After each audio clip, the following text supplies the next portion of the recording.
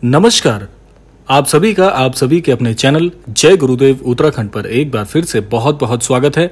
कामना करते हैं कि आप और आपके परिजन स्वस्थ होंगे। इसी कामना के साथ बढ़ते हैं आज के अद्भुत क्रमांक की ओर। आप अपने दैनिक पूजा अनुष्ठान में भी कुछ ऐसी चीजों को शामिल करके आसानी से सफलता प्राप्त कर सकते हैं। तो आज का जो क्रमांक है इसी पर आधारित होने वाला है। बहुत सारे अनन्य दर्शकों के प्रश्न आ रहे थे कि सामान्य पूजा विधि में कौन सी वस्तुओं का ज्यादा इस्तेमाल किया जाना चाहिए जिससे कि हमारी पूजा अच्छी तरह से ईश्वर तक प्रेषित हो जाए। तो आज के क्रमांक में हम ऐसी ही 4 सरल और आसानी से उपलब्ध होने वाली चीजों के बारे में बात करेंगे जिनका आप अनुसरण करके अपनी पूजा में शामिल करके बहुत आसानी से अपनी पूजा को और विशिष्ट बना सकते हैं। तो आइए क्रमबद्ध तरीके से बात कर लेते हैं और बात करते हैं पहली उस सामान्य वस्तु की जो कि आसानी से उपलब्ध भी हो जाएगी और आप अपनी पूजा अनुष्ठान में प्रयोग भी कर सकते हैं। सबसे पहले आपको बता दें कि आप चाहे किसी भी प्रकार की पूजा प्रारंभ कर रहे हो तो पूजा को प्रारंभ करने से पहले गणेश जी का नाम, गणेश जी की पूजा अनुष्ठान होना परम आवश्यक है। बहुत से लोग इस बारे में जानते तो हैं लेकिन अपनी पूजा को सीधे ही प्रारंभ कर देते हैं जो कि एक गलत विधि है। आप अपनी हर पूजा से पहले प्रभु श्री गणेश जी का अवश्य ध्यान करें, सुमिरन करें और आपको एक ऐसी वस्तु बताऊंगा जो कि बहुत आसानी से उपलब्ध हो जाती है और आपकी पूजा को और विशिष्ट बनाने का कार्य करेगी। यह वस्तु है दूब। बड़ी आसानी से आपको उपलब्ध हो जाती है।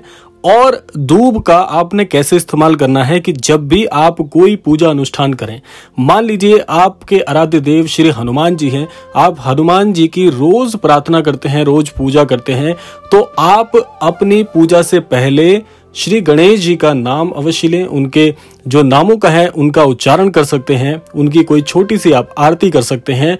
उस आरती के बाद आपको दूब जो घास होती है वो आपको श्री गणेश जी को अवश्य चढ़ानी चाहिए। इससे श्री गणेश जी बहुत प्रसन्न होते हैं और आपकी पूजा बहुत संपूर्ण मानी जाती है। इसके बाद जिस तरीके से भी आप प्रार्थना करते हैं, पूजा करते हैं, आप अपनी अनुष्ठान कर सकते हैं। आपके जो अनुष्ठान है उसमें बहुत बहुत लाभ आपको देखने को अवश्य मिलेगा। तो पहली ये चीज बड़ी आसानी से उपलब्ध हो जाती है, आप इसको आसानी से कर सकते हैं। बात करते हैं दूसरी उस वस्तु की जो कि आपको अवश्य करनी चाहिए अपनी पूजा में शामिल। दूसरी वह वस्तु है, इसके ठीक बाद एक विधि आप कर सकते हैं। इस विधि में आपको जो सामान्य सी वस्तुएं लगेंगी वो है चावल, जिन्हें आप अक्षत कहते हैं, और इसके अलावा कुछ पुष्प के आप इसमें शामिल कर सकते हैं। पुष्प कोई भी हो सकते हैं, गेंदे के फूल आप ले सकते हैं। इसके अलावा तरह तरह के पुष्प आते हैं जो कि ईश्वर को प्रेषित किए जाते हैं, उनका आप इस्तेमाल कर सकते हैं। इस्तेमाल कैसे करना है, क्या करना है वह आप सुन लीजिए। आपने संकल्प का नाम अवश्य सुना होगा। हमारे पूजा अनुष्ठान में संकल्प का बहुत बहुत बड़ा योगदान है। संकल्प क्या होता है कि जिस भी पूजा अनुष्ठान को आप करते हैं तो आप इसको इस विधि में कर सकते हैं, द्वितीय क्रम में कर सकते हैं कि श्री गणेश जी को आप अपनी पूजा प्रेषित कर दीजिए। उसके बाद आप संकल्प कर सकते हैं। संकल्प लेने के लिए आपको अपने हाथों में पुष्प, इसके अलावा जो अक्षत हैं वो आपने शामिल करने हैं और जल शामिल करना है। संकल्प हाथ में लेने के बाद में आपको एक छोटी सी प्रार्थना करनी है कि हे परमेश्वर, मैं आपका ध्यान करने जा रहा हूं, मैं आपकी पूजा अनुष्ठान करने जा रहा हूं, तो मेरी इस पूजा को अवश्य सफल बनाइएगा। इस तरीके का आपको एक छोटा सा संकल्प अपनी पूजा में अवश्य शामिल करना चाहिए।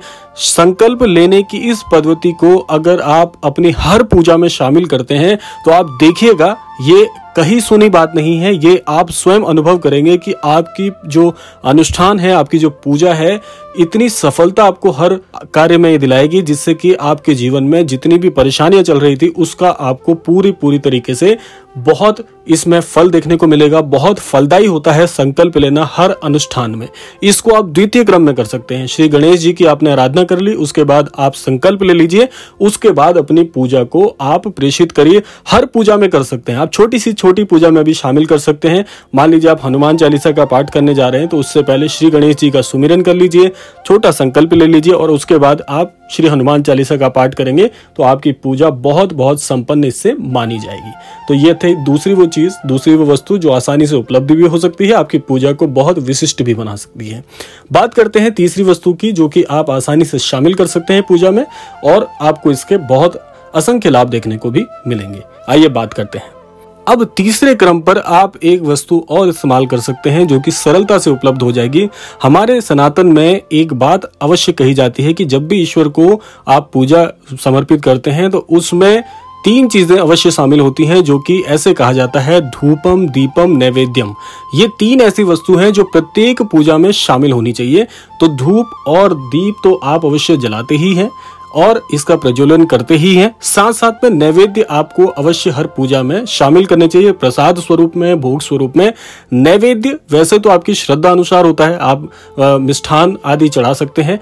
अगर कुछ भी उपलब्ध नहीं है तो केवल यदि आप पूजा में भोग के स्वरूप में एक सूक्ष्म सा बताशा भी चढ़ा देते हैं तो वो बताशा भी आपके भोग स्वरूप में आपको बहुत लाभ प्रदान करने में सहायक होता है, क्योंकि आप वो तीनों चीजें हर पूजा में शामिल कर रहे हैं, धूपम, दीपम और नैवेद्यम।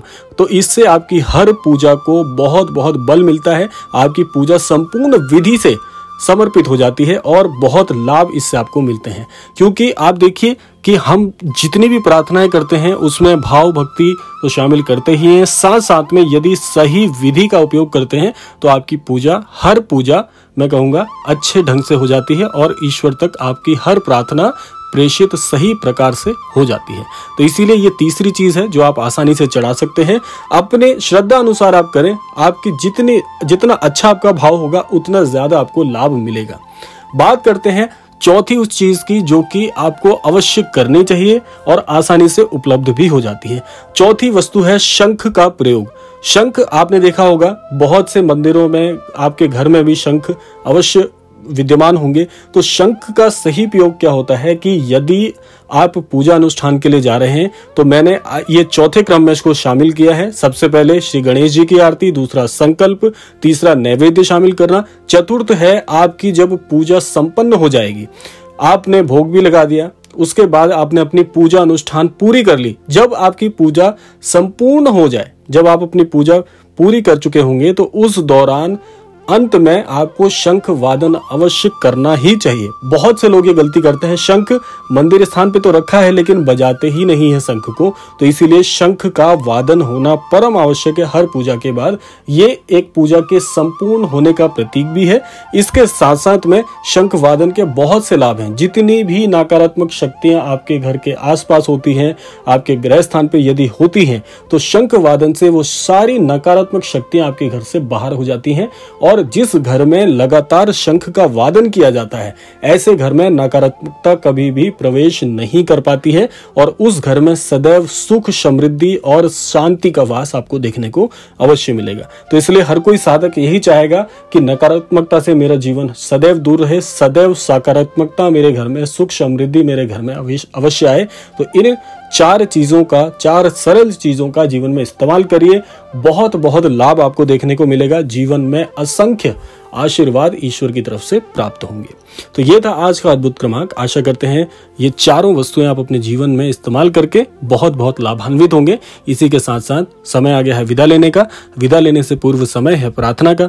यही प्रार्थना करना चाहूंगा कि श्री महाराज जी सभी को सद्बुद्धि प्रदान करें, सभी को सन्मति प्रदान करें, इस संपूर्ण सृष्टि का, इस संपूर्ण लोक का कल्याण हो। इसी कामना के साथ विदा लेते हैं। मिलते हैं अगले क्रमांक में। तब तक के लिए जय श्री राम, जय गुरुदेव, जय उत्तराखंड।